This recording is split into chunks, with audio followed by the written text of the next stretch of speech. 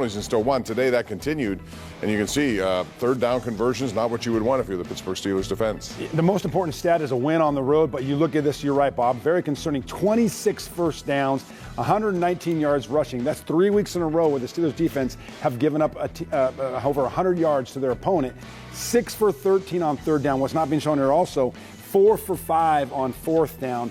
Coach Tomlin always talks about situational football and those heavy downs. They've got to be better in those moments, and the Patriots continually went for it and converted in a favorable rate. Including from their own 15-yard line, which is something converted. And Patrick Queen was in the backfield. They had it diagnosed. They had that play diagnosed, and somehow he got away, and they turned it into a first down. But that's something, at your own 15-yard line, you open yourself up for a lot of criticism if that does not work. T.J. Watt, 2 sacks today after going a couple of games without them. He was in a lot of places today. Let's hear what T.J. Watt said after the game. Oh, yeah, I mean, we knew those guys were ball search victims all week. They had a lot of fumbles on tape. And anytime you emphasize that throughout the week, it needs to show up in the game, and that's what you saw today. I guess anytime you have 5 turnovers, it's a pretty good day. At least should be. I mean, yeah, there's going to be a lot of good film to watch from this. Obviously, we've had some pretty rough performances the first couple weeks, and today was a much better performance, but there's still a lot of room to grow. Third and longs, what do you think the issues have been for you guys? It seems like that's the one area that's been a struggle lately. I think it's just a matter of working together. You know, rushing coverage has to work together, and we need to get home, and I thought the guys in the back end did a good job of covering to allow us to be able to get to those quarterbacks, especially in some max pro situations, especially at the end there, but we got to do better, of course. Yeah, they do, but they got to win. And so that will certainly be the one stat that we all talk about more than anything as this season moves on.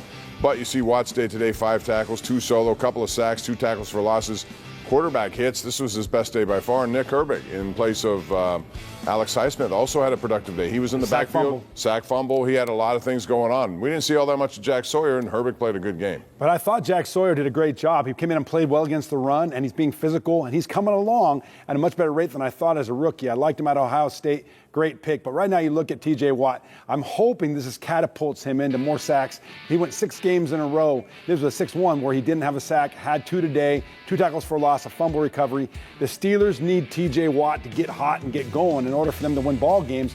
Because, again, this Steelers defense right now, they've got to create turnovers. It's been like that for the last couple of years because if they don't create turnovers, the Steelers struggle to win. So this is extremely important for T.J. Watt to be hot in each game. And I noticed a couple of times they moved him over to the other side where he was going one-on-one against the left tackle, the rookie Will Campbell, who was a 5th-round pick or 4th-round pick out of LSU. And they wanted to see if that would work.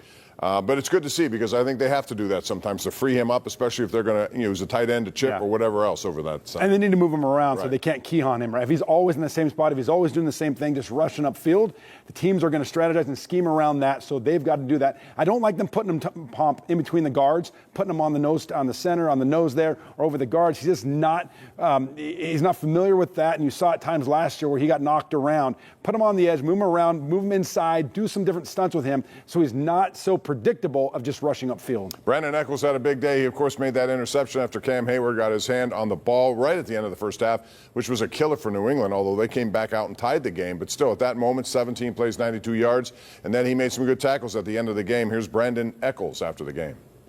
Look at what we need to fix and get it fixed. I got you guys feel like so much pressure, but the fact that you guys are so highly regarded, you guys haven't really performed up to that level. You guys, the first 2 games, like I said, we need to put something out there. Yeah, man, it's still early in the season. Like everybody else say, we still early in the season. We still get acclimated to each other. So, once we all get comfortable and understand, our jobs and not trying to do the next man's job, I feel like we're going to be real fine.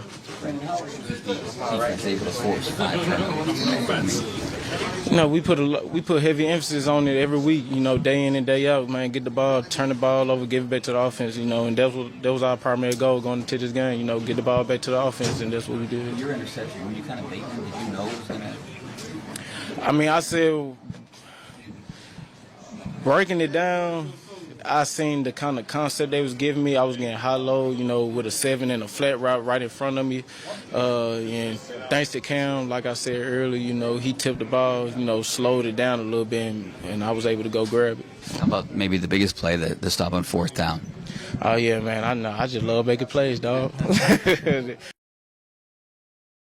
Yeah, he did. Rich should have said, all right, dude, because that's what he says. He got dog and dude. But anyway, he did make that tackle, and I thought that Douglas could have had the first down, but he had nowhere to go, so he tries to go back inside, and he went backwards and cost them any chance. That was the only time they did not convert a fourth down play when they absolutely needed it. And it was in the biggest moments, right? And I talked about earlier in the show, right? The Steelers scored in the first 2 drives of the game. They scored in the last drive of the game. It's not always a matter of score. You take advantage of it, and you jump on top. And that big tackle there at the end of the game was huge, because if they would have converted on that fourth down like they had been all game, they really had several shots at the end zone, and Drake May was throwing the ball really well. He really was, and he had a scramble in there as well. And Mike Tomlin had said all this week that he was interested in trying to stop Drake May when he, got outside bootleg. He scored, there was another fourth down bootleg. A couple of them when he did naked boots, and he converted those third downs, was able to beat defenders. T.J. Watt to the corner. Remember, one time T.J. Watt was hot because he thought he got held, but he was continually able to beat the defenders to the edge and get the first down and move the chains. Yeah, absolutely did. And a newcomer helped the Steelers once again. It's Jabril Peppers. He didn't play all that much last week, but he did today, and he made a significant play. Let's hear what he had to say after the game. Punch out the ball or put your face on it, good things happen for you. This one feel a little better? Oh, absolutely. Absolutely. I needed this one. And I thank each and every man, coach in here. We had a great week of work, great prep. And it feels good right now. I'm not going to lie. A good day when you guys can go 5 turnovers. Absolutely. What was that like being able to do that? I mean, that's been the DNA here since, the 70s, 60s, and beyond that. They implemented rules because of the steel curtain, you know what I mean, to help offenses out. So, I'm just happy to be a part of it. I'm just going to try to be a star in my role, whatever that role is, week in and week out. Lean on the guys, and, we got a lot to clean up. But how much of your institutional knowledge of the offense going against this week helped this week? It definitely helps you play faster. Let your instincts take over. But, it's still a lot to work on, but it's good making corrections after a win. You get a game ball for this one, bro? Oh, absolutely. Absolutely. How'd you describe what you're... I'm sorry? What do you do with the ball? I don't know. It was a fumble recovery, so I don't know. I did something with it. I don't know. Hopefully it finds me, but if not, it's all good. Did you already know how you were going to celebrate if you were able to? I did, yeah. I envisioned it last night. I definitely envisioned it last night. Let the fans know, I miss them. But I'm down with the steel curtain now, and I hope to, become a fan for real too. It just took 2 weeks. Last week was difficult. He just came in the middle of the week, and to expect him to do stuff is maybe unrealistic. This week he had a whole week of practice, and you can tell he was more comfortable in that system. He was, and he came in and stopped the run. They had to get a stop there. He caused another turnover. And the Steelers, 5 turnovers, 8. That is the difference in the game, Bob. If you cut and dice this thing, yeah, they outgained the Steelers. Yes, they converted all these third downs. But 5 takeaways, 1 there by Peppers, that changes the game. 5 sacks, and the Patriots had 0. Those are the big moments in the game that absolutely turn the tide in the Steelers' favor, despite how much they struggled throughout the game. And really, when you turn the ball over as you're about to go into the end zone, not once but twice, I mean, I give New England credit for that, because they did not, at that point, you could say, okay, the wind comes out of their sails, but they still came to play, and they tied the game eventually, even after they had 2 of those missed opportunities in their own, at the 1-yard line. That's Vrabel's personality, right? They have completely taken on his personality, and they kept fighting, and you can see Vrabel's got this team heading in the right direction. I believe, as I told you during the commercial break, that the Patriots have a bright future with Drake May and what he's doing there. But right now, they are embracing who he is and what type of player he was. I played against Mike Vrabel, and so this was a dogfight game, even though the Steelers had 5 takeaways and 5 sacks. When we come back, you're going to hear from both of the touchdown makers today. That would be DK Metcalf and Calvin Austin. They spoke after the game. Rich Walsh was there.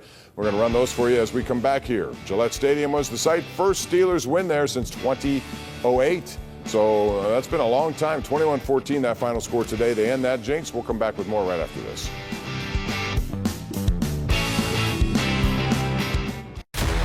Welcome back to the Ford Steelers Extra Point. Chris Hoke with you here in studio, and we'll be taking your calls coming up in a little bit. We'd love to hear from you on our call-in show, which is after this show. In the meantime, I want to talk about the standings now, because there's a little bit of change to them. The Steelers are 2-1. Yes, tied with the Bengals, who lost today by 38 points to Minnesota. The Ravens 1-1. But the Browns picked up a win today. You thought for sure they dropped to 0-3. Instead, they come back. They were down 10-0 to Green Bay Packers, and they How about won that that win? game. Used some special teams plays to get it done, but they still won the game. And so they're 1-2.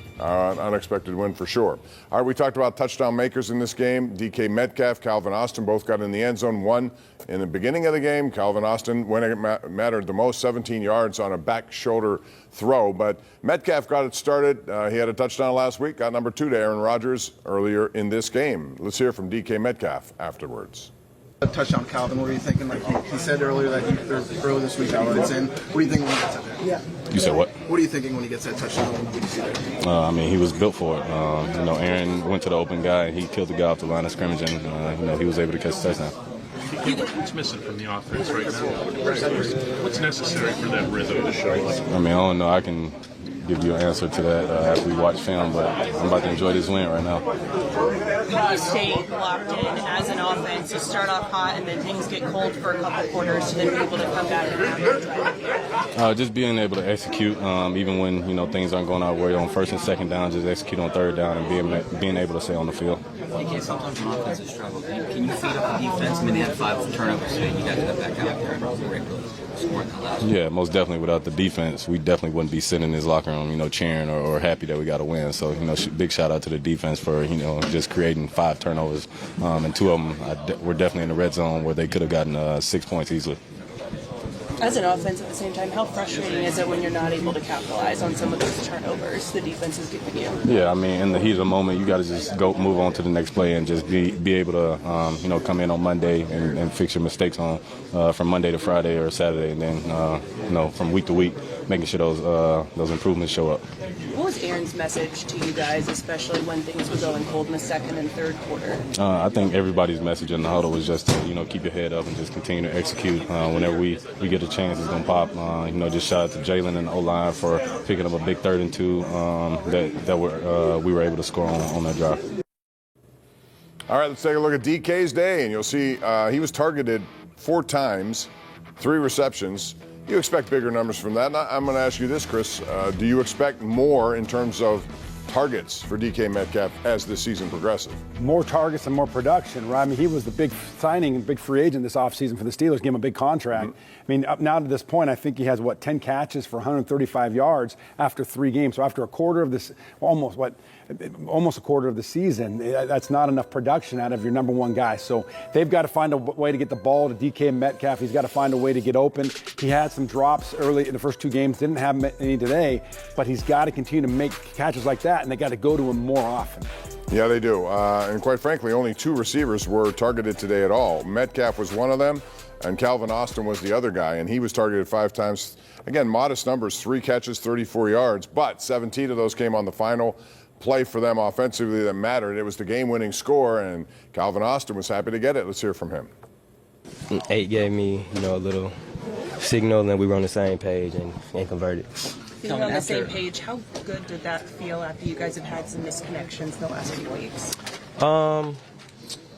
I think it was just, with this game and stuff, you're going to have, some ups and downs and stuff. But I think it's the biggest thing was just, this week we continued to be ourselves, continued to communicate, and then there was no panic at all from the last game. And so, you get in moments like this, and it's just about you just go back to your training and just got to go back to fundamentals, because that's all that was, just basic fundamentals right there. You really came running after you, Cal. Did you see Aaron Rodgers? He came running after you after you scored. Did it surprise you at all? Did you expect that?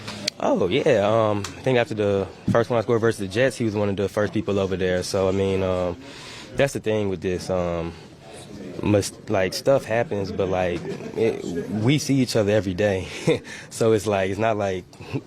You know what I'm saying? It's on to the next. So I wasn't surprised at all. After the struggles there for a couple quarters, were you guys able to feed off the defense? And, the 5 turnovers, especially that last one, which led to your touchdown. Yeah, most definitely. The defense, obviously, came up extremely big, and each of those moments where they were getting those turnovers, obviously you want to convert on all of them because we wouldn't be in this type of game. But, sometimes there's games like this, and, as Coach T says, sometimes you may not win pretty, you know what I'm saying? But, it's just about, at the end of the day, executing at the end. Is it so frustrating sometimes? I mean, I know a win is the most important thing here, but it's stalling those drives? Oh yeah, most definitely. Just because our goals and our expectations is to play till February, and we know as an offense, we just got to do better if we want to get there. But at the end of the day, it's week 3, we got to win. But like I said from the last game, we got the right guys and stuff. So everybody is locked in, engaged, happy for each other. And so as long as we got that mindset going forward, our talents will be able to show. All right, there's Calvin Oster after the game. Again, modest numbers, but a big 17-yard touchdown. And I have to say, Chris, as you look at those numbers, he made a nice adjustment. I know that was a back shoulder throw, but he had to spin his body around. Really the only way that play was going to make, because the defender was there. Coverage was. Steeler Nation, let's talk about this, because when a legend like Bill Cowher speaks, the entire city of Pittsburgh leans in and listens. The Steelers just pulled off a gritty, nail-biting 21-14 win over the New England Patriots, and let's be honest, it wasn't pretty. It wasn't the kind of performance that leaves fans rushing to print playoff tickets or bragging at work the next morning. The offense sputtered, Aaron Rodgers himself admitted he was off his game, and once again, it was the defense bailing this team out with 5 turnovers. But then came Cowher, sitting in that CBS post-game studio, reminding us all of something bigger. He looked at Rodgers, not at the yardage, not at the missed throws, not at the interception to Robert Spillane, and said, "I love his leadership. I love that he stands up and says, I have to play better." That's what's been missing on this football team for a long time. And Steeler Nation, that hit me right in the chest, because Cowher is right. For years, this team has needed that voice, that accountability, that willingness to take the blame instead of pointing fingers. Rodgers didn't sugarcoat it. He said the offense was good in the first 2 drives, and then it flatlined. He called his second-half interception a terrible throw. He admitted that the rhythm never came back. That kind of honesty doesn't win you highlight reels, but it wins you locker rooms. It tells every guy in that huddle, every lineman, every receiver, every back, that the quarterback is carrying the weight too. And that kind of leadership matters, especially when the offense is struggling the way it is. Yes, the run game was brutal, with Jaylen Warren averaging just 2.6 yards per carry. Yes, the team barely cracked 200 total yards, while New England nearly doubled that output. But at the end of the day, the Steelers found a way to win. And as Bill Cowher reminded us, they're sitting at 2-1, in second place in the AFC North, with the Browns reeling and the Bengals losing Joe Burrow for 3 months. Suddenly, the landscape looks very different, and Pittsburgh is right in the thick of it. Think about what this means moving forward. We've seen 2 straight weeks where the offense struggled to put together a full game, but the team is still alive, still winning ugly, still within reach of taking control of the division. That's not an accident. That's resilience. Rodgers isn't here to be a savior throwing for 400 yards every Sunday. He's here to steady the ship, to keep the locker room accountable, and to give this franchise something it's been missing since the Cowher era, a quarterback who owns the good and the bad. That's what leaders do, and that's what gives this team a fighting chance to grow through the struggles. Now all eyes turn to Dublin, Ireland, where the Steelers will face Carson Wentz and the Minnesota Vikings. The Vikings just embarrassed the Bengals 48-10 and held them to a measly 3 points. This is no soft landing spot. This is a challenge, a test, and an opportunity.